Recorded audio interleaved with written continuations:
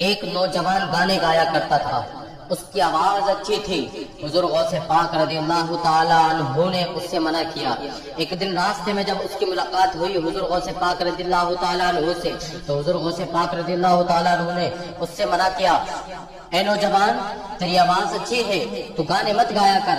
وہ گویا تھا، اس کی آواز اچھی تھی، لیکن اس سے منع کیا تھا حضور غوث پاک نے، لیکن اس نے آپ کے کہنے کو نہیں مانا اور کہنے لگا، اے عبد القادر تم تو میری آواز سے جلتے ہو، میری آواز اچھی ہے تو تم اس سے جلتے ہو، تم میری برائی کرتے ہو، تم میری ترقی سے جلتے ہو۔ اللہ اکبر کبیرہ۔ جب اتنا کہا حضور غوث پاک رضی اللہ تعالیٰ عنہ جب وہاں سے گزرے، وہ نوجوان چلا گیا تو دیکھتے ہی دیکھتے چند دن گزرے تھے، لیکن اس کی آواز اچھی تھی تو لوگ اس کو بلایا کرتے تھے، لیکن اب دیکھتے ہی دیکھتے کچھ دن میں ہی اس کی آواز بگڑنے لگی۔ آواز اچھی تھی تو لوگ بلایا کرتے تھے، اب آواز جب بگڑ گئی، خراب ہو گئی، تو اب لوگوں نے بلانا بند کر دیا۔ جب لوگ بلاتے تھے تو پیسہ ملتا تھا گانے پر، لیکن اب جب بلانا بند کر دیا تو پیسہ بھی بند ہو گیا۔ گھر والوں کو پیسے دیا کرتا تھا تو گھر والے کھانا کھلایا کرتے تھے، اس کو کھانا کھلایا کرتے تھے، لیکن اب جب گھر والوں کو اس نے پیسہ دینا بند کر دیا تو گھر والوں نے بھی اس کو کھانا کھلانا بند کر دیا۔ اللہ اکبر کبیرہ۔ یہاں تک کہ ایک دن وہ آیا کہ اس کو گھر سے نکال دیا، لیکن جب اس کی آواز خراب ہو گئی، لوگوں نے اس کو بلانا بند کر دیا، جب اس کے پاس پیسے نہیں رہے، گھر والوں نے بھی بھگا دیا، گھر والوں نے بھی گھر سے نکال دیا، اس کو کھانا کوئی بھی نہیں دیتا تھا۔ اب اس کا جسم کمزور ہونے لگا، اب اس کا جسم گندا ہونے لگا، اب اس کے جسم پر مکھیاں بیٹھنے لگی تھی۔ اللہ اللہ۔ لیکن جب مکھیاں بیٹھنے لگی تو ایک دن وہ نوجوان جب زیادہ کمزور ہو گیا تو اس نے سوچا قبرستان میں چلتا ہو سکتا ہے کوئی مجھے جب منہ نہیں لگاتا، کوئی ایک وقت کا کھانا نہیں کھلاتا،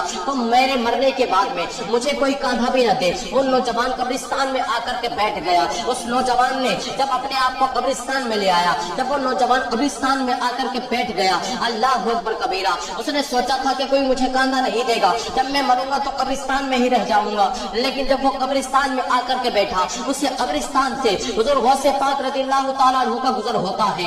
آپ کی نظر اس نوجوان پر پڑتی ہے اور دل میں خیال آتا ہے، یہ تو وہی نوجوان ہے جس سے میں نے منع کیا تھا تو گانے مت گایا کر، لیکن اس نے میری بات کو نہیں مانا تھا، لیکن اس نے چوراہے پر حضور غوث پاک رضی اللہ تعالیٰ عنہ کی مخالفت کرنا شروع کر دی تھی، برائیاں کرنا شروع کر دی تھی کہ عبد القادر تو میری آواز سے جلتا ہے، عبد القادر تو میری ترقی سے جلتا ہے۔ اللہ اکبر کبیرہ۔ لیکن حضور غوث پاک نے جب اتنا دیکھا، لیکن اس کی آنکھوں سے آنسو بہ رہے تھے، وہ کمزور ہو گیا تھا۔ حضور غوث پاک نے جب اس کو اس حالت میں دیکھا تو اپنی خانقاہ کے اندر جاتے ہیں، اپنے شاگرد کو بلاتے ہیں، اپنے شاگرد کے ہاتھ میں ایک پیسوں کی تھیلی دیتے ہیں اور دے کر کے کہتے ہیں فلاں قبرستان میں چلے جاؤ، وہاں پر ایک نوجوان بیٹھا ہے، اس نوجوان کو یہ تھیلی دے دینا، نام مت بتانا، تھیلی دے کر کے واپس آ جانا، نام مت بتانا کسی نے دی ہے۔ لیکن جب وہ شاگرد جاتا ہے، آپ کا شاگرد جب جاتا ہے تو قبرستان میں پہنچتا ہے، قبرستان میں پہنچنے کے بعد میں اس نوجوان کو دیکھ کر کے اس نوجوان کے ہاتھ میں تھیلی دے دیتا ہے،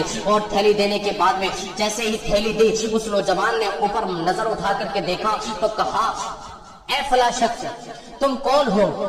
یہاں اس جگہ پر کوئی ایسا شخص موجود نہیں ہے تو مجھے ایک وقت کا کھانا کھلا دے، کوئی مجھے منہ تک لگانے کو تیار نہیں ہوتا ہے، تم اتنے مہربان کیسے ہو گئے؟ یہ کس نے دی ہے مجھے پیسوں کی تھیلی؟ کون اتنا مجھ پر مہربان ہو گیا؟ اللہ اللہ۔ جب اتنا کہا تھا تو آپ کے شاگرد نے کہا تھا کہ مجھے صرف حکم تھیلی دینے کا ہوا ہے، مجھے نام بتانے کا حکم نہیں ہے، میں جا رہا ہوں۔ وہ وہاں سے گیا، وہ نوجوان بھی اپنے قبرستان سے اٹھتا ہے، اس قبرستان سے اٹھ کر کے حضور غوث پاک رضی اللہ تعالیٰ عنہ کی خانقاہ کے دروازے پر آ کر کے بیٹھ جاتا ہے۔ حضور غوث پاک پڑھانے میں مصروف تھے، لیکن حضور غوث پاک کی نظر جب اس نوجوان پر پڑتی ہے، حضور غوث پاک کھڑے ہو جاتے ہیں، اور کھڑے ہو کرنے کے بعد میں اس نوجوان کے پاس میں آ کر کے ہاتھ باندھ کے کھڑے ہو جاتے ہیں، ارے یہ بڑے پیر صاحب ہیں، بڑے پیر صاحب۔ آج کل کے پیر صاحبوں کو، آج کل کے پیروں کو، آج کل کے مرشدوں کو اپنے مریدوں سے ملنے کا وقت نہیں ہوتا، امیروں کے گھروں میں زندگی گزارتے ہیں، غریبوں کو منہ تک نہیں لگاتے ہیں،